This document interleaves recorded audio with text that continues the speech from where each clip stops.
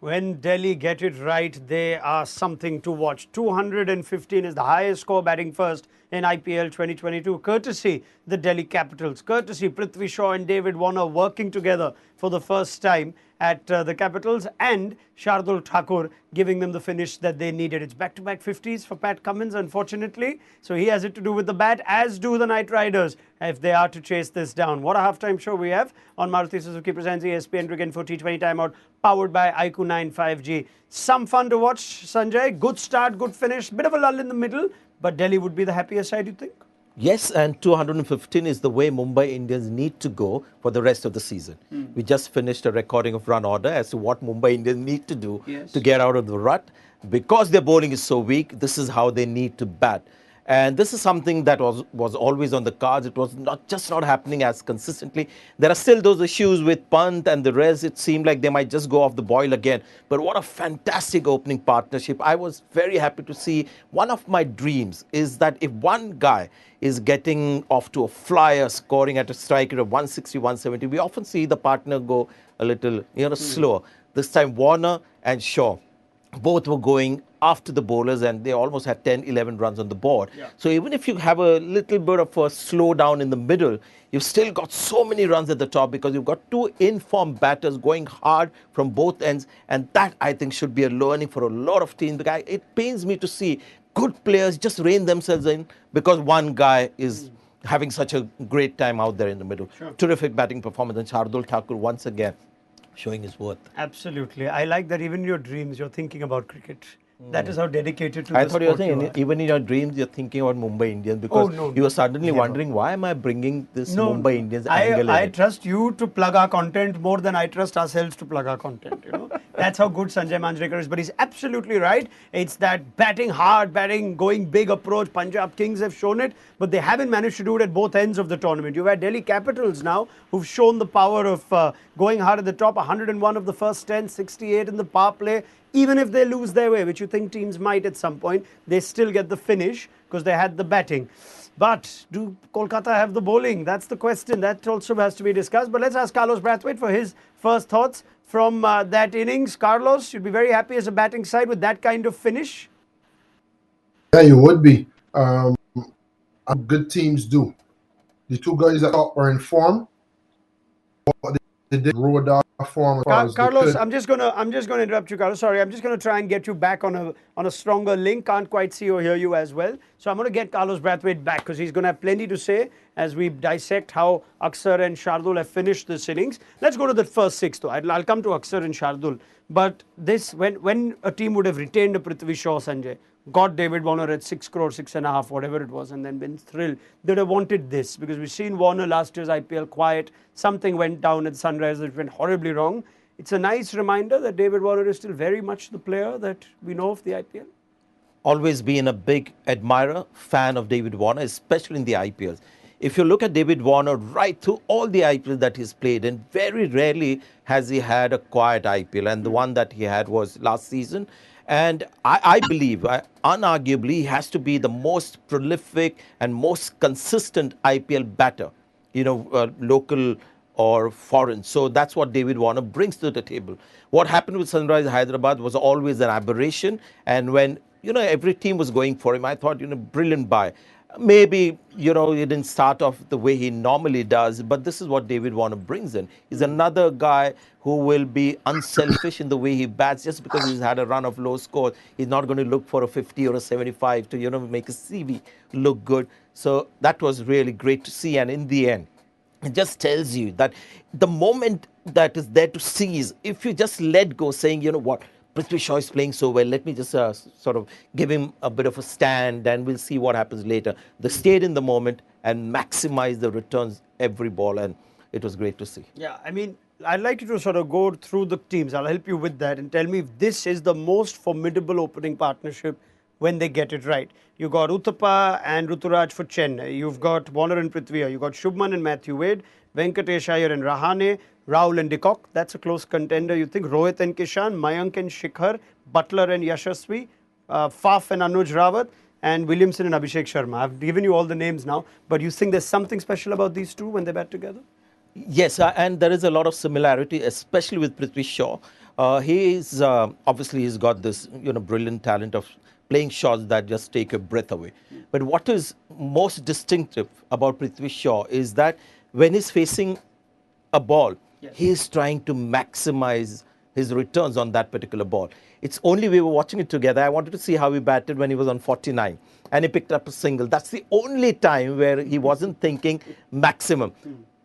Otherwise, it doesn't matter. And the greatness about Prithvi Shaw, and that's why he's such a valuable player to have, is even if he has a run of, say, 3 low scores, he'll get into the next game and look to hit every ball for 4. So if you have somebody like him, unselfish, unafraid to get out, he's going to give you these kind of strike rates. And that immediately puts you into a very comfortable position where the lesser confident batters in the team can sort of bask in that spotlight. Absolutely. Now, it also made or forced Shreyas Iyer, Brendan McCullum and the rest of the KKR think tank think differently, Carlos. Excellent start, 68 without loss. It forced them to bowl Andre Russell earlier and differently. It left them with overs of Umesh Yadav and Pat Cummins at the end, which is not something we've seen from them. Take me through Kolkata's tactics today. It didn't look like they got their bowling right, or should we just give credit to the batters? I think you have to give credit to the batting unit because we know what KKR want to do, and they know what they want to do. They want to go very defensive with Sunil Chakravarti in the middle, stump the run scoring, and get wickets as a result. And we saw the Capitals go the other way and be ultra aggressive, sweeping and reverse sweeping, taking the spinners off the line and length. And then it forced KKR then to have a reshuffle. So when you look in the full context of the 20 overs, yes, they did that for that period. But then the ripple-on effect of that was Umesh Yadav having to bowl in the death, and his over went for quite a lot, which carried them nicely into the last over with a bit of momentum as well. So there is a definite effect, not only for the first 10 overs where the score was good, but forcing them to reshuffle the bowling attack.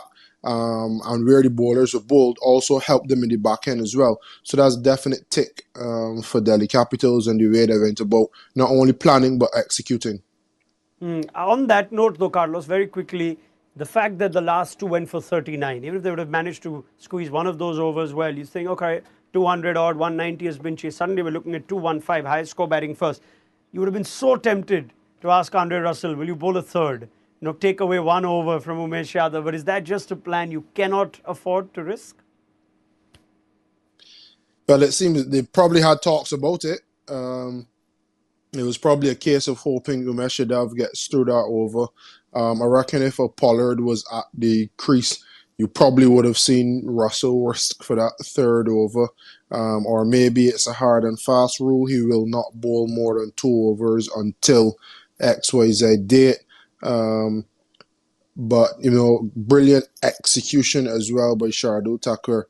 I'm not sure if Russell had missed his length the way that Umesh Yadav did, if he would have been spared just because he's Andre Russell. So sometimes we need to give credit to the boys with batting hand, and I think today is one of those days.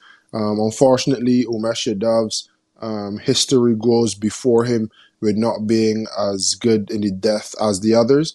And as a result, once he goes for runs, just think back to it must be him again. But I think today was the Shardul Thakur show at the back end. And I think we should give him his plaudits for that. Yeah, I mean, it's easy to say Umesh Yadav with the death, and we all know that. But did he bowl badly, or did you just give credit to Shardul Thakur who has this uncanny ability to hit some very good-looking sixes on the eye? I mean, this guy's, his batting talent is amazing. He's obviously a bowling all-rounder, but you see in test matches as well, in foreign conditions, in Australia and England, him getting runs. So he's got this gift, and I think he's just very calm and confident when he comes into bat. He has the ability as well. Having said that, he was going after bowlers who have been proved over the years as not being great death bowlers. Yes. Pat Cummins, we were mentioning off-air, had bowled a lot of overs for KKR with the new ball because that's where he really made an impact. And Umesh Yadav, perhaps KKR got carried away with the success of Umesh Yadav and got him to bowl in the final 2. This is where you need to think out of the box and have some kind of imperatives, like you can't bowl Umesh Yadav in the last 4 overs. Right. Or a Pat Cummins for that matter, try and finish him off early with the new ball. But you can risk a Pat Cummins. But Umesh Yadav for years has struggled to be the bowler in the death. Sunil Narayan could have been an option. Andre Russell could have been an option. But going to Umesh Yadav and then what Shardul has done to him is not something that you say, oh, that was unlucky. It was something that we've seen before as well. It's a tricky one, I guess, Carlos, if you're a captain. Do you bowl another over of a Venkatesh Iyer? Do you give Rafiq Salam another over? Or do you keep going with Narayan, who, of course, is just incredible figures of 2 for 21 or 4 on a day where the score is 215? He's gone at less than a run a ball. Would you have been tempted to change that? Say, no, Narayan's going to have to bowl. Now I can't bowl Andre Russell 18-19. Would you have allowed for a few more overs? Or is that a bit too big a risk with the intent that Delhi showed? Yeah, I think it was probably too big of a risk. I think where the plans got scuppered, not only in the beginning, but with Venkatesh Iyer going for 14 in his over. He's normally the person that KKR would go to along with a Russell for overs 19 and 20 if they wanted a left field option. But he's already gone for 14. You wouldn't call him a main bowler. So I think Shreyas went with the safer option in Umesh Yadav, which really and truly, I mean, is it really safe? On one hand, he's your main bowler and he's a purple cap leader, but on the other hand, he isn't known for finishing well. So I think it's one of them gambles that probably just didn't pay off. And he was probably thinking Umesh Yadav in good form. As Sanjay said, probably got a little carried away with the good form and forgetting the history that preceded him. And it didn't go as well as they would love, because it psychologically chasing 199 versus chasing 200 is a hell of a lot more than one run, and they've gone all the way past that to get 215. All right, openers already on their way, because this is the biggest challenge for Ajinkya Rahane. You can play him in your team hoping he comes good batting first or in a 150, 160 sort of chase. This now, what are we expecting from KKR, Sanjay? I think more or less the same. Ajinkya Rahane has one thing going in his favour, is that, as you saw Prithvi Shaw mention, that it's a great batting pitch. And Ajinkya Rahane likes, the ball coming out of the bat, so that should suit him. Venkatesh Iyer, big role for him. Shreyas Iyer, Sam Billings, you've got Nitish Rana, Andre Russell. So they've got the batting. They've got a pitch that will suit all these batters. So it'll be an interesting run chase. In a 215 run chase, what is Andre Russell's entry point? You do not want him coming in with 18, 19, maybe, if that's the thing. Do you get tempted with Andre Russell coming in after the power play if a wicket falls? Just depends on how things have panned out until then. It's a really difficult call to make too early. But if you've seen, these guys get a flyer in the first 6, you can still go with the normal batting that you have. Shreyas Iyer, Nitish Rana. Sam Billings has looked good a couple of times that I've seen him. So you go with those familiar suspects. But when you realize, when it doesn't get out of hand, but you realize you need just that extra gear, then maybe that's the time to send in Andre Russell. Does the first ball change that? Because Ajinkya Rahane seems to have been given out first ball. So we'll see if the review is successful or not. But regardless, Carlos, Andre Russell in a 215 run chase. How tempted are you to bring him to change his entry point? Yeah, you would be tempted, but I know that Russell doesn't love to bat when the bird is still on the ball. When the Kookaburra logo is still visible, Russell prefers not to. So I'd I'd say anytime after 11 overs, it still gives him enough time to potentially block out over a spin.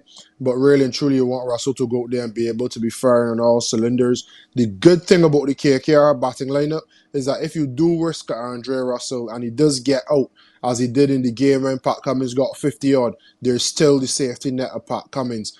But you'd want that your batters, the top order batters for the first 10, 11, 12 overs, be really positive, show good intent, play good cricket shots and was a good batting wicket, and fast outfield and seemingly small boundaries, and keep managing the scoring rate. When Russell comes out, let's say with 6 overs to go, needing 10 over, that's as good as game over, especially with Pat Cummins coming in next. The batters need to set it up for him.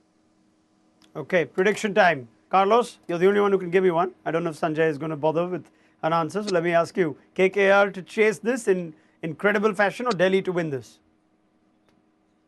I go back Delhi here. 215 is difficult. I can see something special from a Billings or Russell or Pat Cummins, but I think they might just be short. Okay. 12 runs short, Ooh, unfortunately. that's still a good game. 200 odd is still a great game. Sanjay, are you Somehow, tempted? when you're chasing a big target, you get pretty close to it without really threatening to actually reach the target. So that happens very often. I'll just make a prediction because I feel very strongly about it. I think Delhi have got enough runs on the board. And the game changer for me will be Kuldeep Yadav. Wow. All right, fair enough. Kuldeep Yadav, game changer. I tell you what, so much has happened in 2 balls. Rahane has been given out twice. You may very well be looking at 2 reviews here. It's incredible. Ajinkya Rahane has been given out first, caught behind incorrectly. That's been overturned. And now you have an LBW appeal. We'll find out how this innings goes. If it is a 400 pluser, it'll be great entertainment. So let's pick up the couple chat. of decisions from the Yeah. umpire. I have not seen the face of the umpire yet. Right. I mean, this is like Oh, that's a proper, shocker. almost from the middle of the bat, It's and the Madan earlier one Gopal, also. yes, the umpire Madan Gopal has got 2 poor ones, we can tell you now. So this is going to be a long innings if this is how it's going to go. We will pick up the chat at the end of it on Maruti Suzuki presents ESPN Cricket for T20 Time Out, powered by IQ 95G. What we will also do is build up to the evening game, Lucknow against Rajasthan. That promises to be a good one, looking at the form of both sides. Join us then.